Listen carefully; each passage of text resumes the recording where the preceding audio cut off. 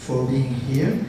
Marie-Paule Kieny is a researcher with Inserm in Paris, and her talk in English will be demographic changes and challenges for policies on human resources for health. Very good morning, and my apologies for being late. Actually, I was supposed to come yesterday, and on Saturday, on Friday, I got a nice message from EasyJet telling me that owing to air traffic strike or whatsoever, the flight was cancelled. So I came this morning, which is the first, the plane leaving at 6 o'clock. Anyway, it's a pleasure to be with you.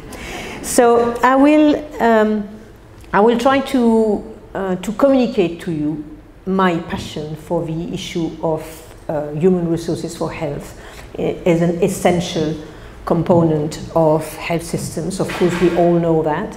But what I would like to make as a point is that this is becoming crucially urgent, that governments in all areas of the world, in the global south, but also in the global north, do something about it. So indeed, we have all heard the crisis in France when the urgentistes, the urgency, wanted to go on strike, not enough staff, they are strained. The same in the EHPAD, taking care of elderly people. We have our own parents, and when we will be older, we will be put in nursing homes where there will be only half the number of people to take care of us.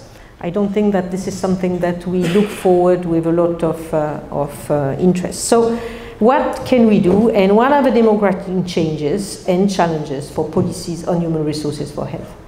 Most of the work that I present has been, I was associated with when I was Assistant Director General at WHO, which I left a year ago. So, the presentation will go through the changing global context. We'll discuss the demographic changes, employment in particular in the health and social sector. I will talk about the High-Level Commission on Health, Employment and Economic Growth. And finally, we'll go to the need and leadership for action. So, as you know, the world has changed quite a lot recently and is still changing. So this is mainly bringing challenges, although some of it is also bringing opportunities. So we are now in a world with the Sustainable Development Goals, which have started here in 2015. And there are ambitious goals that all the leaders of the world have decided to embrace that should generate a better world in 2030. But what are the challenges to that? As you know, globalization is a more and more acute phenomenon. Migration, you can't open a newspaper without seeing the problem that the EU right now has to resolve question of migration. Aging, global aging, we'll discuss this a bit later. Multi-morbidity, the epidemic of non-communicable disease, which is also requesting more health support for people. Climate change, increase of temperature, urbanization, but also an increase in citizen voice, healthy increase in innovation, but unfortunately for the health system, rising costs, as you all know. So let's see where we are in terms of the global burden of disease for all causes, both sexes, all ages, in terms of DALYS per 100,000. And these are data from 2016. You can see in view of a color, the red is the highest disease burden, and then the blue is the lowest. You can see that actually the place where there is a highest disease burden is in Africa, absolutely, 24% of the disease burden, but only 4% of the workforce. And this hasn't changed over a decade. In contrast, in high and upper middle income countries, we have 3/4 of a health worker education capacity, and in low income countries, outside of Africa, just over 25% of a student will have completed upper secondary education by 2030. So, of course, as you all know, education and health are linked. And I don't think there should be, in global development, a priority put to one as compared to the other. What are the demographic changes? This is in terms of the population. So these are not the elderly, but you look at the expected percentage contribution to global growth in population of adults from 2015 to 2050. You can see that it is expected the population in high-income countries and East Asia and Pacific even more will decrease. We all know that our population are aging and bearing the migration phenomenon are decreasing in size. The area of the world which would contribute the most growth in number of humans on the planet are South Asia and mainly Sub-Saharan Africa. Now, I'm sorry, this slide is really very difficult to read, but it just want to see whether there has been a difference in the distribution of skilled health professionals by level of health expenditure and burden of disease. As you can see, these are data. Boom, boom, boom, boom. What? Doc? Ah, merci. These are data on the left of 2014, and you can see that in terms of the number of health professionals, you have, of course, Europe and the Americas. And here you had, on the left here, you had, this pointer is, this is Western Pacific, so the Far East. And you can see that there has been the main change is that Western Pacific has coped with that, and you can see that now Western Pacific is quite high in terms of number of health workers. So now what about aging? If you look at the number of people more than 60 in 2014, so 4 years ago, you can see that 12% of the population was over 60. But I would argue that 60 is very young. And I guess that many of us would agree with that. But if you look at the picture, coming to 2030, 2050, by 2050, the number of people over 60 will have more than doubled. And this will represent 21% of the total worldwide population. So what challenge does it bring? Of course, it brings the challenge of social welfare. You say our children's life is not easy. You can see that the young adults have to carry the weight of their parents while at the same time caring for their children. So this is something which is threatening the social welfare model that we have in a number of countries. But it is also threatening the health systems, because the more people age, the more they will be in need of health care and of health services, even if it's not health care. And will the health system, with the current way of production of health workers, be able to produce and to provide the health workers that will be needed in order to take care of all these elderly people? So let's see now where we are in terms of employment in the health and social sector as a share of total employment. So these are data from OECD only, and you can see you have two types of data. The bars, the light bars are 2014, and the diamonds were 2000. So you can see that there's an increase in most countries, and you can see that in some countries, in Norway, for example, 20% of the employment is in the health and social sector. But you can see that the median in OECD country is at 11. And that health and social sector is a leading sector for job creation. We are complaining and we are very much afraid that technology will cut too many jobs. But actually, yes, certainly it is in the jobs for manufacturing of goods. But automatization largely doesn't impact employment in the health and social sector. So health and social sector should be seen as a sector for employment growth and therefore economic growth. But international migration is rising, as we all know. Let's look at the share of foreign-born health workers in OECD countries. So in 2001, the year 2000, a bit more than 19% of the doctors and 11% of the nurses were not born in the country, in the OECD countries, which has increased now to 22% for doctors and nearly 15% for nurses. So showing that the number of migrant doctors and nurses who are working in high-income countries has increased by 60% over the past 10 years. So where do they come from? What you can see is, I have data, but I haven't put the slides here, that if you look in particular in Germany, and I think in France it should be something like that, health workers are coming from Romania. So who is replacing the health workers from Romania when they come and to work in our health system? Who is replacing? So some countries have at the same time migration target, and they also lose their own health workers. A typical example is South Africa. So South Africa is losing health workers to higher economies and is stealing health workers to neighboring African countries. So it's a turning circle. So what about the UK here? This graph shows the number of health workers who have migrated to the UK, and you can see if they are from the EU, they are in red, and if they are not from the EU, they are in blue.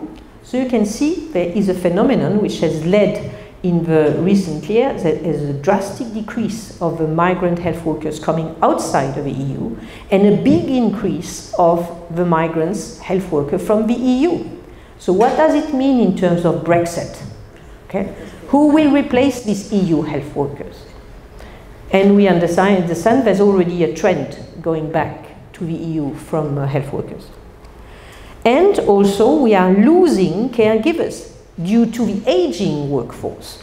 You can see here, these are projections of, in blue, of the entering of nurses into the workforce, and in red you see the percent of nurses who are exiting the workforce. As you can see here, actually you don't break equal. Every year we are losing more nurses in the health system due to aging of the work population. So in face of this issue, in 2016, WHO and ILO and OECD co-convened the High-Level Commission on Health, Employment and Economic Growth.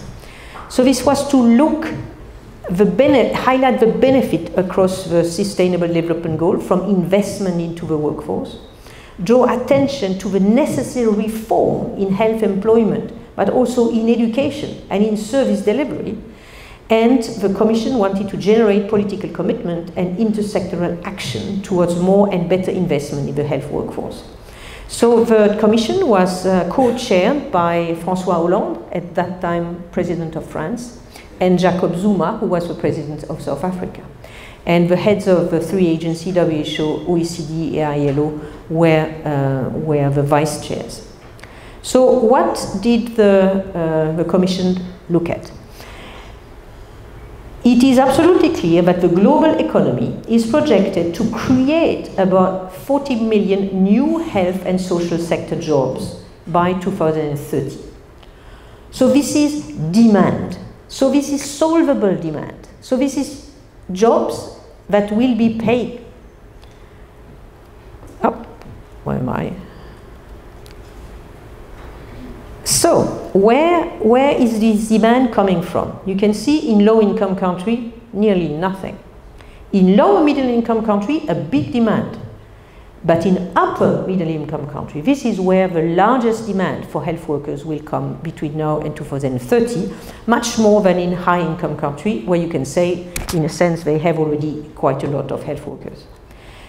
But what about the needs? So how do you calculate the needs? There was a calculation, economic calculation also in WHO and ILO OECD, to see what's the minimum number of health workers to achieve and sustain universal health coverage and the Sustainable Development Goals, in particular Goal 3, you can see that the need, the actual need, is mainly in low-income countries, but also in low and middle-income countries.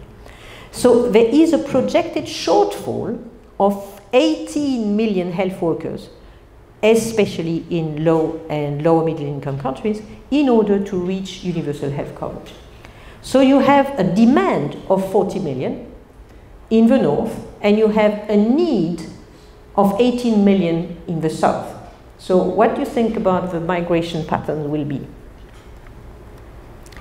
So the Commission wanted to see how can you make the case to a Minister of Finance or of Foreign Affairs, a Prime Minister, to say actually invest in health workers. This is a worthwhile economic investment.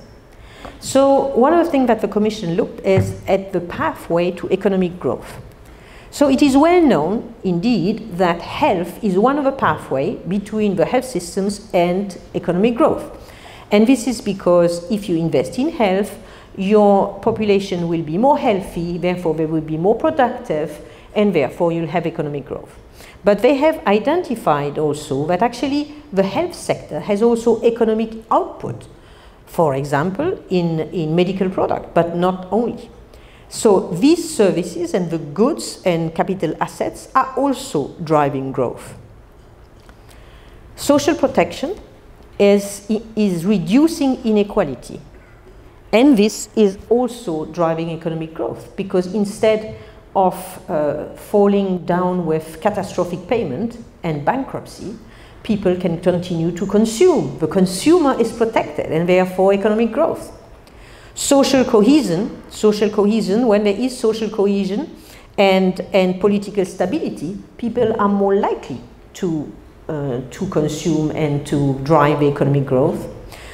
Innovation and diversification is another way of drawing on economic growth. And finally, health security, which is also helping society being economically viable. So of all this, it shows that new evidence shows that investment in the health workforce is of itself an extremely important engine for economic growth. So what we need is a new narrative. So until now, health and the health workforce even more so, was considered as a cost disease and a drag on the economy. And this was pioneered by economists called Baumol, who published a lot on the Baumol effect.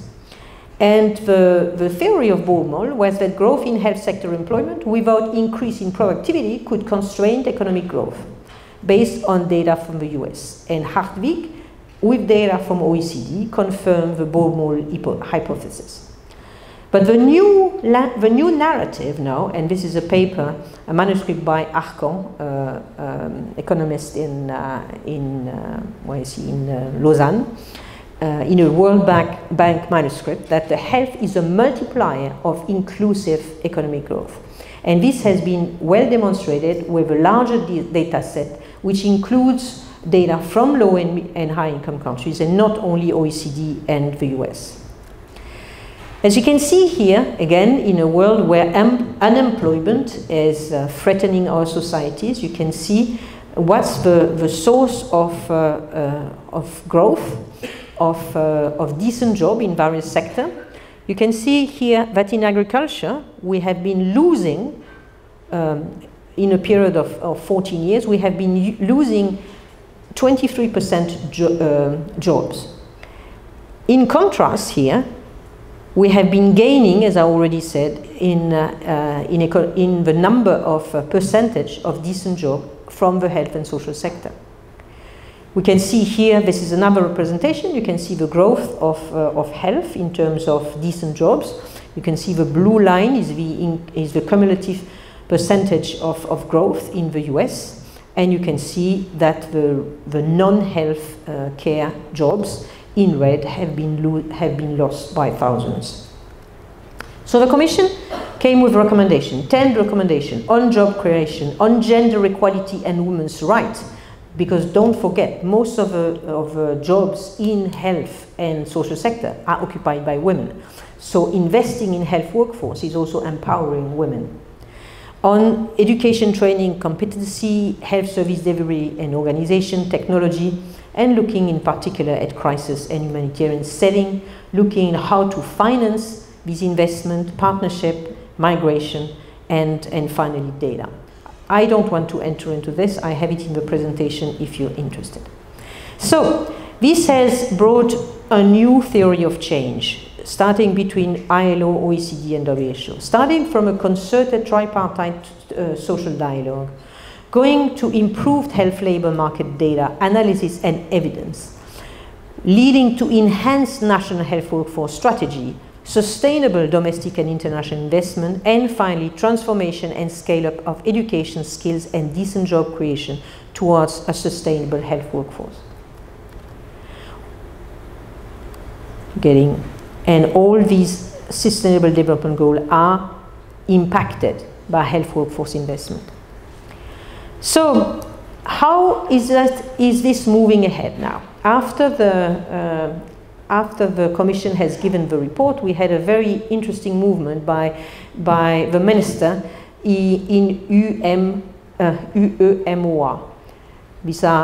And they, in a statement, they recommended that it was a need to invest in the sectors of health and social, and that the budgetary criteria should be redefined, and the recruitment of health personnel and other professions should be considered as investment of human capital and not like normal expenditure. So what is needed in Africa in particular? What is needed? Very clearly, investment of health workers is needed to boost current rate of job creation by 40%.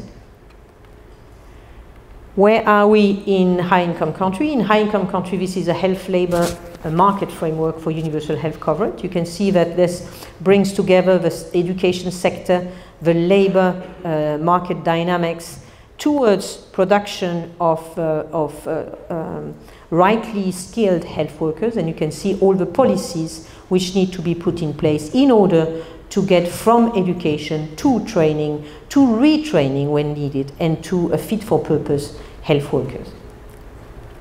So in May last year, the G20 health minister in Berlin make the following declaration. They encourage the investment in building and maintaining a skilled and motivated health workforce as an integral part of functioning and resilient health system. If you don't want to have another Ebola, you need to have health workers in Africa. They also stated that all member states should strive to meet their health personnel needs with their own human resources as far as possible, diminish the percent of health workers which are migrant.